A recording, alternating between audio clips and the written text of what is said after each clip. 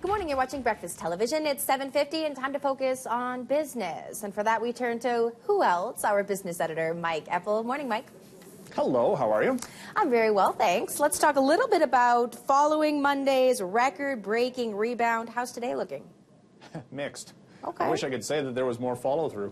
What we saw Monday was the pendulum swing going from extreme fear to extreme greed in one fell swoop.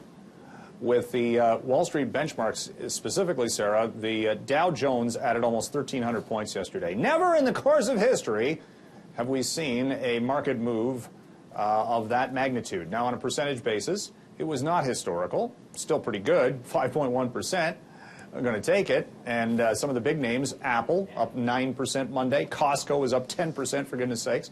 And Microsoft up 6% this morning. No real follow-through, at least not yet. We're seeing investors kind of go, okay, so we had that huge sell-off, a swing, and now what? It is still the great unknown. And Bay Street's doing a little bit better. CN Rail is on the move this morning, getting back on track. Thanks. Just had a comment here from Chris, my coworker. I was like that pun, apparently.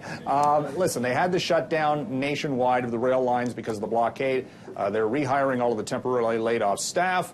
1,400 trains were affected during that, and it's going to take weeks to get it going. But Western Canada's operations for CN are a little bit more advanced than Eastern Canada. So do we take know from when that what you will. Do we know when they're reversing those temporary layoffs? They're in the process of doing so right now. Oh, they are. Okay. Yeah, and I mean, one of the, some of the commentary was, wow, they're using this as an excuse to cut jobs. That is not the case, and indeed are trying to get things back up to normal. Right, out of necessity. Let's talk about the central bankers. They've got a conference call. What's going to be discussed?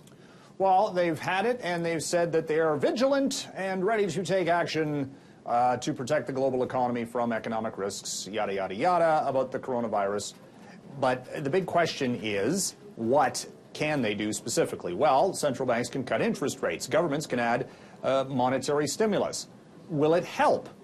Maybe, maybe not. At least you have an underpinning for the economy, perhaps. But what do you do when we see what happened in China, when their supply chain goes to a standstill because nobody's working, not making anything? So that isn't affected by interest rates. Nevertheless, they're going to cut. The Bank of Canada will cut tomorrow, expected to be 0.25%. The central bank in Australia today cut by, I believe, 0.25% to a record low. And Donald Trump is angry about this because the U.S. does not have the lowest interest rates out there. All right. We lots more that we could talk about, Mike, but we'll pick up where we are leaving off right now tomorrow, okay? Okay. You can continue to hear Mike Epple on 660 News, but in the meantime, let's take a peek at the markets.